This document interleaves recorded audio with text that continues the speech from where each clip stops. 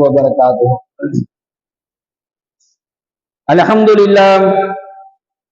لله رب العالمين والعاقبة للمتقين والصلاة والسلام على نبي المرسلين وعلى آله وصحبه أجمعين.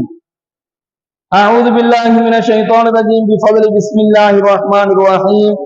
ربنا إنك جامع الناس ليوم لا ريب فيه إن الله لا يخلف الميعاد. ربنا إنك جامع الناس ليوم لا ريب فيه. எங்கள் இறைவா, நிச்சயமாக ஒரு நாளில் மனிதர்களை எல்லாம் நீ ஒன்று சேர்ப்பவனாக இருக்கிறாய். இன்னல்லாஹ லா யுஹ்லிஃபுல் மீஆத். நிச்சயமாக அல்லாஹ் வாக்குறுதிக்கு மாறு செய்ய மாட்டான். கண்ணியமிக்க அல்லாஹ்வின் நல்லடியார்களே, சகோதரர்களே, எல்லாம் வல்ல இறைவன் மனிதர்களை எல்லாம் ஒன்று சேர்க்கக்கூடிய அந்த நாளையில நல்லவர்களோடும் முஃமின்களோடும் முத்தகீன்களோடும் ரப்புல் ஆலமீன் நம் அனைவரையும் ஒன்று சேர்த்து வைப்பானாக. ஹஜ்ரத்னா அபூ மூஸா ரலியல்லாஹு அன்ஹு அவர்கள் அறிவிக்கின்றார்கள், நபிகள் நாயகம் ஸல்லல்லாஹு அலைஹி வஸல்லம் அவர்கள் கூறியதாக, ஒரு அடியான் இரண்டு காரணத்திற்காக வேண்டி அவன் செய்யக்கூடிய அமலை அவன் விட்டுவிட்டான் என்று சொன்னால், அவன் அந்த அமலை விடுவதற்கு உண்டான அந்த ரெண்டு காரணங்கள், ஒன்று, நோயினால் ஒருவர் பாதிக்கப்பட்டிருக்கின்றார். நோயினால் பாதிக்கப்பட்ட காரணத்தினால அவர்னால அமல்கள் செய்ய முடியல, அவர்னால இபாதத் செய்ய முடியல. இரண்டாவது, பிரயாணத்துல இருக்கிறார். அந்த பிரயாணத்தின் காரணமாக, அந்த பயணத்தின் காரணமாக அவர்னால அமல் செய்ய முடியல, அவர்னால இபாதத்துகள் செய்ய முடியல. இந்த மாதிரி இரண்டு காரணங்களுக்காக வேண்டி அமல் செய்ய முடியாமல் போனால், அவர் ஆரோக்கியமாக இருந்த நிலையில அவர் செய்த நல் அமல்களின் கூலியை அல்லாஹ் அவருக்கு வழங்குகிறான் என்பதாக நபிகள் நாயகம் ஸல்லல்லாஹு அலைஹி வஸல்லம் அவர்கள் கூறிய இந்த ஹதீஸை ஹஜ்ரத்னா அபூ மூஸா ரலியல்லாஹு அன்ஹு அவர்கள் அறிவிக்கின்றார்கள். புகாரியில இந்த ஹதீஸ் இடம்பெறும்.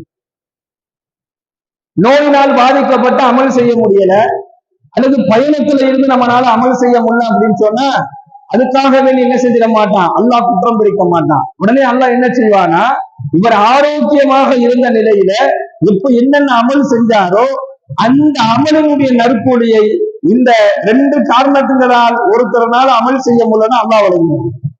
அப்ப ஆரோக்கியமான நிலையில அதிகமாக அமல்கள் செய்ய வேண்டும் என்பதை இந்த ஹதீஸின் வாயிலாக நபிகள் நாயகம் ஸல்லல்லாஹு அலைஹி வஸல்லம் அவர்கள் சொல்லி காண்பிக்கின்றார்கள். நமக்கு உடல் ஆரோக்கியமாக இருக்கக்கூடிய நேரத்துல நம்மளால எவ்வளவு அமல்கள் செய்ய முடியுதோ, நஃபிலான, சுன்னத்தான, வாஜிபான, ஃபர்துடைய அந்த அமல்கள் எவ்வளவு நம்மளால செய்ய முடியுதோ அவ்வளவு என்ன செஞ்சிடும்னா, உடலில் அல்லாஹ் ஆரோக்கியம் வழங்கி இருக்கும் பொழுது நமக்கு அது அமல்கள் செய்வதற்கு உண்டான நேரம் கிடைக்கும் பொழுது திக்ர் செய்யலாம், அல்லது நஃபிலான தொழுகைகள் தொழுகலாம், அல்லது நிறைய துஆக்கள் செய்யலாம், அல்லது குர்ஆன் ஓதலாம், அல்லது தஸ்பீஹ் செய்யலாம், அல்லது ஸலவாத்துகள் ஓதலாம். இந்த மாதிரி நமக்கு எப்பெல்லாம் உடல் ஆரோக்கியமும் நேரமும் கிடைக்குதோ அப்பெல்லாம் இந்த மாதிரி நல்ல அமல்களை நாம செஞ்சுக்கிட்டோம் அப்படின்னு சொன்னா, இபாதத்துகள் அமல்கள் செய்ய முடியாத ஒரு சூழல் இருக்கும் பொழுது அல்லாஹ் தஆலா இந்த அமல்களை கொண்டு நமக்கு நன்மையை வழங்குவான் என்பதாக இந்த ஹதீஸின் வாயிலாக பார்க்கிறோம். அதனாலதான் அதிகமாக இபாதத் செய்யுங்கள். நீங்கள் நோயுற்ற நிலையிலும் அல்லாஹ் உங்களுக்கு நன்மையை வழங்கி கொண்டே இருப்பான். ஒருத்தர் நோயினால் பாதிக்கப்பட்டுட்டார் அப்படின்னு சொன்னாலே அந்த நோயிலிருந்து அவர் மீண்டு வர்ற வரைக்கும் அவருடைய பாவங்கள் அல்லாஹ் மன்னிக்கிறான். ஆனா எவர் அதிகமாக ஆரோக்கியமான நிலையில் நல்ல அமல்கள் செஞ்சுக்கிட்டு இருக்கிறாரோ, அவர் நோயினால் பாதிக்கப்பட்டுட்டாலும் அவர் ஆரோக்கியமாக இருந்த நேரத்துல அவர் செய்த நல்ல அமல்கள் அதுக்கு என்ன கூலி அல்லாஹ் வழங்குவானோ அந்த கூலியை அல்லாஹ் தஆலா அவர் நோயினால் பாதிக்கப்பட்டு அமல்கள் செய்ய முடியாம போனாலும் அல்லாஹ் வழங்குவான் என்பதை இந்த ஹதீஸின் வாயிலாக நாம் புரிந்து கொள்கிறோம். எல்லாம் வல்ல இறைவன் அதிகமான ஆரோக்கியமான நிலையில யார் அதிகமான இபாதத் செய்யறாங்களோ, யார் அதிகமான நன்மைகள் செய்யறாங்களோ அவங்க அல்லாஹ் தஆலா எல்லாம் வல்ல இறைவன் அந்த மனிதர்கள் எல்லாம் ஒன்று சேர்க்கக்கூடிய அந்த நாளையில நல்லவர்களோடு சேர்த்து வைப்பார். இரண்டாவது, பெருமானார் ஸல்லல்லாஹு அலைஹி வஸல்லம் அவர்கள் சொன்னார்கள், உண்மையுடனும் அல்லாஹ்வின் மீது நம்பிக்கையுடனும் உண்மையா இருக்கணும். அது ஒரு வியாபாரிக்கு இந்த விஷயத்தை ஸல்லல்லாஹு அலைஹி வஸல்லம் சொல்லி கொடுக்குறாங்க. ஒண்ணு உண்மையாக இருக்கணும். யாருக்கு அப்படின்னு சொன்னா, நம்மள்கிட்ட பொருள் வாங்க வரக்கூடிய அந்த வாடிக்கையாளர்களிடத்துல ஒரு வியாபாரி உண்மையாக இருக்க வேண்டும். ஸல்லல்லாஹு அலைஹி வஸல்லம் சொல்றாங்க, உண்மையுடனும், இரண்டாவது இறைவனின் மீது நம்பிக்கை வைத்திருக்கணும். உண்மையுடனும் நம்பிக்கையுடனும் வியாபாரம் செய்யக்கூடிய ஒரு வியாபாரி, அவருக்கு அல்லாஹ் எப்படிப்பட்ட ஒரு அந்தஸ்தை வழங்குவான் அப்படின்னு சொன்னா, அஸ்ஸதூகுல் அமீன். ஸல்லல்லாஹு அலைஹி வஸல்லம் சொல்றாங்க, அஸ்ஸதூகுல் அமீன் மஅன் நபியீன வஸித்தீகீன வஷ்ஷுஹதாஇ வஸாலிஹீன். அவர் நாளை மறுமை நாளையில யாரு கூட எழுப்பப்படுவார் அப்படின்னு சொன்னா, ஒண்ணு நபிமார்களோடும் உண்மையாளர்களோடும் ஷஹீதுகள் உயிர் தியாகிகளோடும் அல்லாஹ் அவரை மறுமை நாளில் எழுப்புவான் என்பதாக நபிகள் நாயகம் ஸல்லல்லாஹு அலைஹி வஸல்லம் சொல்லி காண்பிக்கின்றார்கள். இந்த ஒரு பாக்கியத்தை அல்லாஹ் யாருக்கு கொடுக்கிறார் அப்படின்னு சொன்னா, உண்மையாக வியாபாரம் செய்யக்கூடிய ஒரு வியாபாரி. பெருமானார் ஸல்லல்லாஹு அலைஹி வஸல்லம் அவங்க சொல்றாங்க, உண்மையான வியாபாரினா அவர் எப்படிப்பட்ட வியாபாரியா இருக்கணும் அப்படின்னு சொல்லும் பொழுது சொல்றாங்க, விற்கக்கூடிய அந்த பொருளுடைய தரம் என்ன அளவு இருக்கின்றதோ அதை விட அதிகமாக சொல்லி வியாபாரம் செய்யக்கூடாது. உள்ளதை சொல்லி வியாபாரம் செய்பவர். ஏமாற்றுதல் அந்த வியாபாரத்தை இருக்கக்கூடாது. அந்த பொருளை கொண்டோ அந்த வாடிக்கையாளரை ஏமாற்றக்கூடாது, அல்லது அந்த பொருளினுடைய அந்த தொகையை அந்த வாடிக்கையாளரை ஏமாற்றக்கூடாது. நம்மளுக்கு ஒரு வாடிக்கையாளரை எந்த நிலையிலையுமே ஏமாற்றாமல் வியாபாரம் செய்யக்கூடிய வியாபாரிக்கு அல்லாஹு தஆலா நபிமார்கள், உண்மையாளர்கள், ஷஹீதுகளோடு இருக்கக்கூடிய பாக்கியத்தை அல்லாஹ் வழங்குகின்றான்.